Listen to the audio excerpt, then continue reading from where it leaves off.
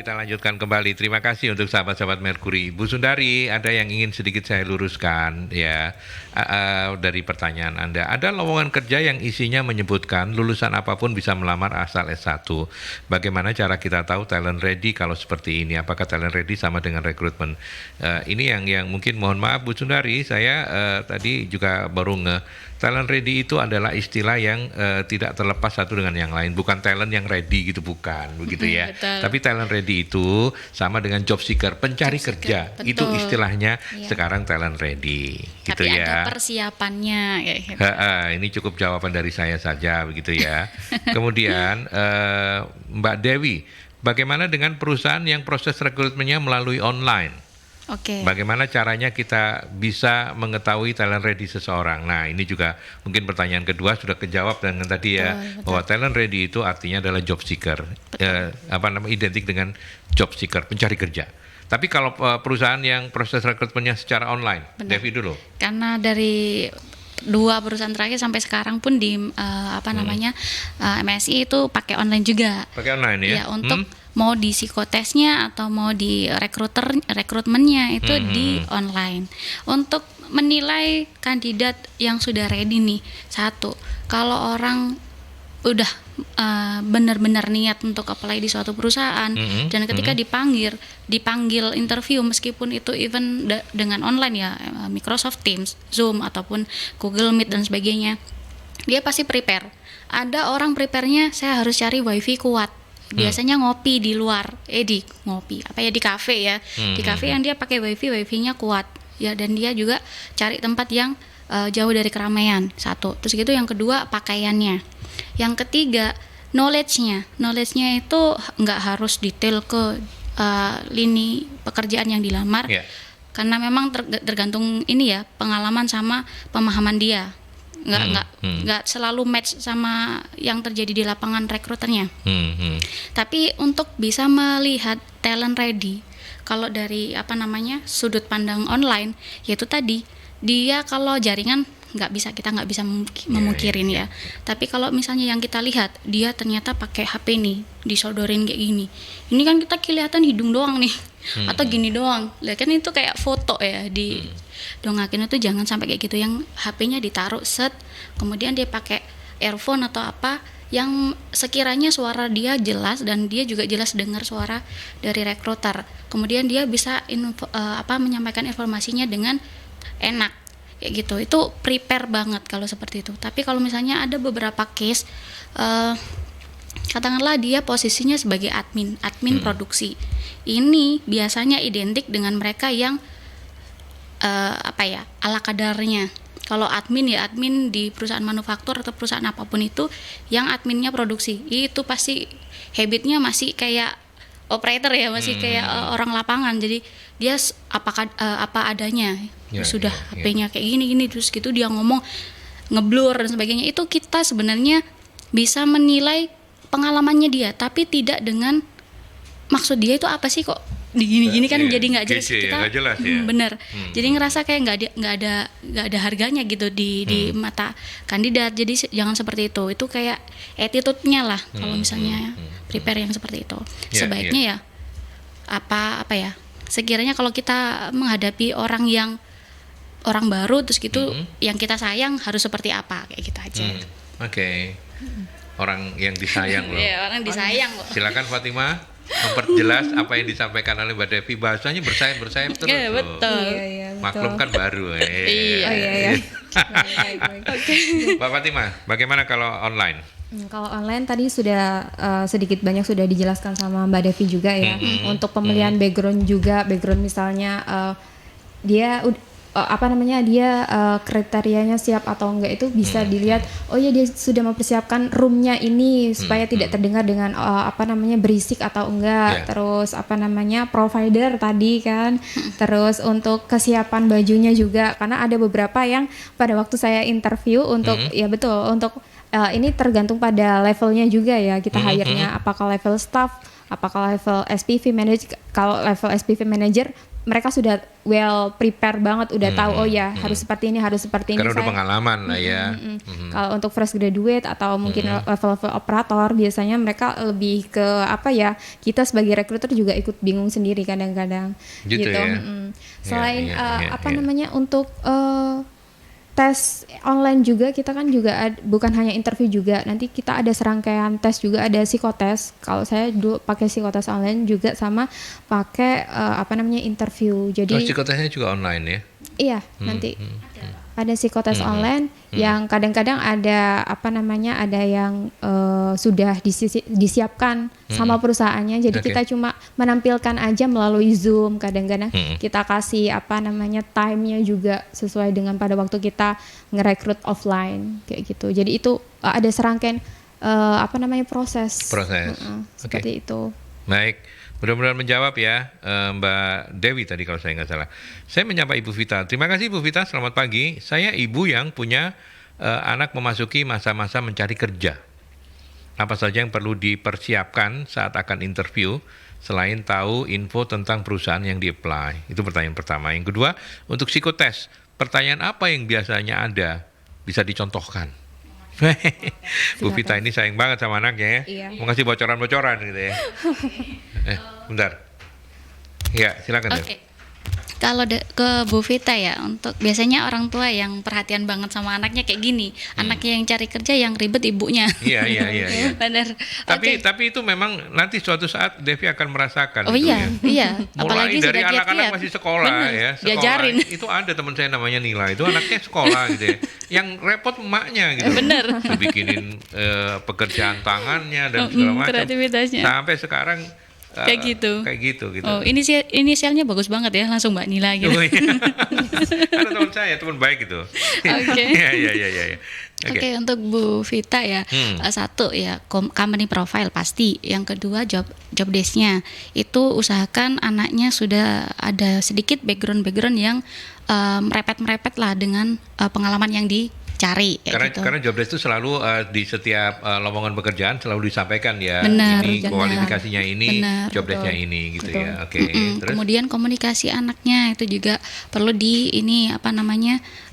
disesuaikan juga gimana caranya ngadepin orang atau rekruter di luar sana, bukan sebagai seorang ibunya yang latihan, misalnya ibunya seorang HRD nih, terus gitu anaknya dilatih, kan gimana gitu kan ya nggak enak nanti.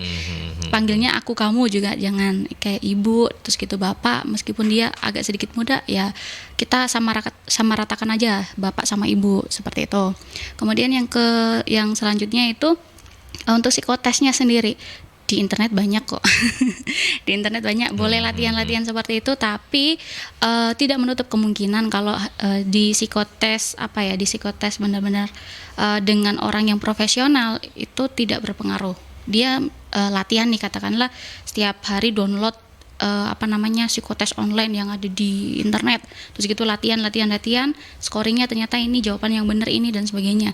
Tapi ketika interview itu tidak bisa dibohongin, meskipun latihan berkali-kali, ketika interview ada groginya benar gitu ya. Terus gitu apalagi pressure, ya. benar, apalagi rekruternya sudah makan asam garamnya, Udah pengalaman banget benar, gitu. sudah jam terbangnya sudah tinggi, wah itu dalam banget, meskipun dia cuma jawab A B C itu bisa diterima down. dalamnya lagi, benar, itu bisa di-down-kan lagi. Kadang si anaknya mungkin kepedean bla bla bla, terus gitu di take down sama rekruternya, dia jadi bingung, gimana ya jawabnya.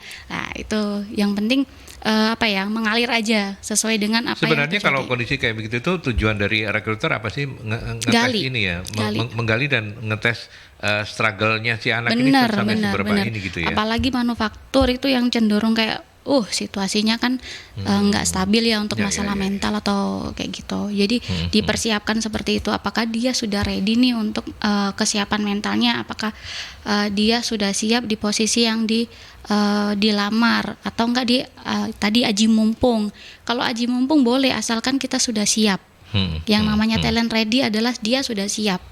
Nggak hanya sekedar siap, oke saya siap, tapi prepare di belakangnya nggak ada, jangan sampai seperti itu. Oke, baik. Silakan Mbak Fatimah menambahkan jawaban untuk Bu Vita. Oke, saya mau menjawab untuk Bu Vita tadi ya. Saya lebih tekankan ke psikotesnya ya, karena saya di perusahaan manufaktur pada waktu saya bekerja sebelumnya lebih ke psikotesnya dulu ya, untuk screening awal, apakah dia untuk perusahaan-perusahaan yang udah berkembang ya Pak ya, kelas menengah ke atas itu ada SOP-nya sendiri. Oh iya, dia ini harusnya untuk psikotesnya nilai IQ-nya segini loh standarnya. Terus untuk kepribadiannya harusnya seperti ini begitu. Jadi untuk mungkin putra atau putrinya Bu Vita tadi ya bisa belajar dulu untuk gimana sih psikotes. Jangan lupa kalau belajar itu jangan mepet pada waktu sekarang gitu. Maksudnya itu kan juga berpengaruh juga pada waktu besoknya dia mau psikotes tapi dia udah kecapean. Betul. Jadi nanti dia nggak perform, yang awalnya dia bisa jawab, akhirnya dia nggak bisa jawab karena ada psikotes online itu kan, apalagi yang untuk mengukur kecerdasan itu punya waktu ya. Kadang-kadang itu butuh kondisi fit lah ya. Harus butuh kondisi fit.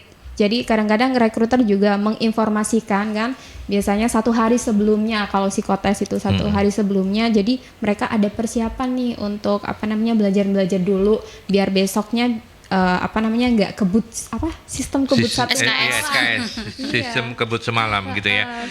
Oke, baik.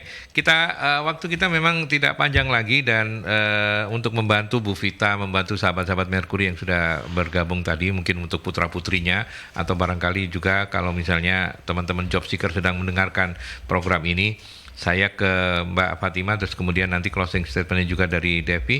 Bagaimana tips dan trik agar lolos seleksi untuk interview? Silakan. Atau bagaimana untuk job seeker ini bisa sukses gitu? Oke, untuk job seeker, para job seeker, tolong ini nasihat saya aja ya sebagai rekruter yang sudah sering baca CV-CV yang udah dikirimkan kalian melalui email, baik job portal lainnya seperti itu. Yang pertama adalah CV, ya, karena rekruter melihat dari CV itu tadi. Nanti setelah CV, proses screening CV ya namanya, screening CV udah, nanti mereka dipanggil tuh sama rekruternya. Kalau udah dipanggil, mereka akan ada psikotes sama ada interview. Biasanya satu serangkaian psikotes dulu baru interview. Kadang-kadang juga ada yang interviewnya bagus banget. Mungkin karena dia udah persiapan banget ya untuk interview, tapi psikotesnya jembu. Iya, psikotesnya ternyata nilainya di bawah rata-rata. Jadi kita juga mempertimbangkan itu karena kita juga berpatokan pada SOP juga untuk rekruter begitu. Jadi harus benar-benar di prepare dengan baik, waktunya di maintain dengan baik begitu. Terus untuk lowongan kerja yang ada, misalnya kalian harus juga baca dengan baik job spec-nya apa. Job spec-nya itu kualifikasi yang dibutuhkan itu apa, apakah kalian sesuai atau tidak. Kalau misalnya mendekati sesuai, berarti kalian boleh apply. Kalau misalnya jauh dari kesesuaian itu jangan ya, nanti kalian nunggu ada panggilan atau enggak, ternyata nggak ada panggilan, ya itu tadi karena kalian nggak mempertimbangkan opportunity-nya tadi. Terus job desk-nya juga kira-kira kalian mampu atau tidak, seperti itu. Begitu. Terus satu lagi ini ya, biasanya kan untuk rekruter biasanya mereka sering ngasih pertanyaan-pertanyaan terus kan tuh sama interviewee ya. Sama interviewee. Terus mereka pasti di akhir kesempatan itu dikasih kesempatan juga untuk bertanya. Itu gunakan kesempatan bertanya dengan baik, karena selama ini banyak yang berdasarkan pengalaman saya, mereka tidak menggunakan kesempatan yang saya berikan kepada mereka dengan baik. Misalnya takut kali ya Mbak Fatima ya. Takut pertanyaannya nggak bermutu, takut mungkin ya. Mungkin. Udah makan gitu. Iya. Bu Fatima rumahnya mana gitu kan, bukan pertanyaan itu kan, bukan. Tapi biasanya pertanyaan balik itu apa yang diharapkan oleh seorang rekruter? Dengan Anda punya pertanyaan untuk saya. Nah, sebagai seorang rekruter, saya berharap dia menanyakan apa sih ke saya tentang perusahaan pastinya ya. Iya, tentang perusahaan, dan si rekruter bisa tahu seberapa antusias ini orang apply di posisi ini. Misalnya dia tanya, Bu, ini posisi yang sudah saya lamar ini opennya sudah berapa lama ya? Oh ya, berarti dia kan ada antusias. Apakah saya ini tergolong apa namanya interview yang diundang di awal, apakah memang apakah proses interviewnya lama? Apakah proses antriannya dia tuh udah sampai di titik bawah atau masih di atas-atas gitu, kira-kira gampangnya ya? Iya, seperti itu. Oke. Baik. Tapi Menarik. jangan langsung nanya gaji ya, karena ini kalau proses untuk interview gaji itu ada tahapan sendiri. Biasanya setelah tahap 1 udah selesai, tahap 2 nanti akan ada interview soal gaji, nego gaji, dan lain sebagainya seperti itu. gitu ya. Baik. Devi sekarang closing statement juga sekaligus. Oke. Tadi prepare ya untuk talent ready di luar sana. Pastinya product knowledge-nya sudah dibaca, meskipun di website nggak ada, ya udah cari, gali terus industri yang kamu panggil apa, barangkali itu dapat membantumu juga ketika kamu dipanggil dengan industri bodong yang suruh bayar kayak gitu, kamu akan tahu lebih dulu kayak gitu. Terus gitu yang kedua, job desk yang kamu apply. Jangan bilang ketika interview, Bu saya lupa kemarin apply posisi apa, lah kita juga bingung. Ini orang prepare-nya dari mana kayak gitu ya. Yeah. Yang ketiga, mental ataupun prepare dari attitude kita itu juga perlu. Jadi sudah tunjukkan aja, promosikan apa yang kamu punya, apa skill apa aja yang sudah kamu punya, pengalaman kamu sudah kamu ceritakan dan sebagainya. Sudah, setelah itu biarkan recruiter yang bekerja, dia yang akan mikir, oh ini talentnya ini ready-nya di mana ya, talent ini seberapa ready kayak gitu. Dia yang akan mikir. Karena kita ada form penilainya sendiri. Biarkan dia yang mikir, dia yang analisa, dia yang ngasih report ke atasannya. Untuk selanjutnya ya talent ready-nya yang akan sabar untuk nunggu proses kayak gitu. Atau ketika sudah selesai interview, besoknya tunggu 3 hari setelah proses interview, kamu boleh follow up. Bapak Ibu, saya mau menanyakan follow up rekrut di hari ini, apakah saya lolos untuk step selanjutnya atau enggak. Itu boleh ditanyakan, karena ya kita nggak boleh nunggu rekruter untuk ngabarin kita. Kadang kan ada yang ngabarin, ada yang nggak ngabarin. Kita nggak usah nunggu, kita follow up sendiri aja, nggak apa-apa. Gitu. Oke, baik. Di bagian akhir, Devi mau menyampaikan beberapa agenda dari MSI dalam minggu ke depan. Oke. Untuk Sabtu besok ada Career Preparation Series Pak, untuk di Alpha ini ya, MSI Alpha. MSI Alpha ya. Judulnya sendiri Knowing Yourself to Develop Your Career. Untuk pembicaranya sendiri dengan Ibu Tuti Septriasih gitu, professional psikologis gitu. Iya, Mbak Tuti ya. Betul, Sabtu 26 Maret jam 10 sampai jam 11.30, jadi siang kayak gitu. Untuk yang libur kerja atau pas silakan waktu gitu ya. kerja silakan join. Ini webinarnya free. Gitu. Ya, kalau butuh info-info tentang MSI juga bisa. Ada IG, ada ya di Instagramnya Magnet Solusi Integra atau MSI_Alpha, di LinkedIn juga ada, kemudian di YouTube juga ada. Nanti kan bisa tinggalkan komentar di situ atau langsung dengan nomornya Bu Novi ya. Biasanya. Saya juga belum hafal nih. 08155318145 kayak gitu. Atau di internet untuk Magnet Solusi Integra sudah ada nomornya. Oke, baik. Itu ya perbincangan saya bersama dua pakar, dua rekruter handal yang sudah cukup banyak makan asam garam. Bukan cuma asam, tapi garam juga dimakan. Ya, ada Mbak Siti Fatimatus Syahro SPSI, seorang praktisi HRD. Terima kasih banyak ya Mbak Fatimah ya. Sehat-sehat terus ya. Ya, sukses selalu untuk karirnya.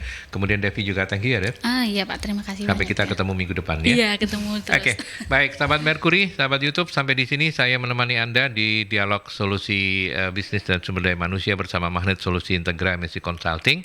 Dan untuk Anda sahabat Mercury yang tertinggal dengan program ini, silakan untuk Anda menontonnya melalui akun YouTube-nya Mercury di Radio Mercury 96. Radio Mercury 96. Anda bisa ikuti kembali perbincangannya. Jangan lupa untuk like, komen dan subscribe juga Radio Mercury 96. Saya Aldi pamit, kita ketemu lagi di lain kesempatan.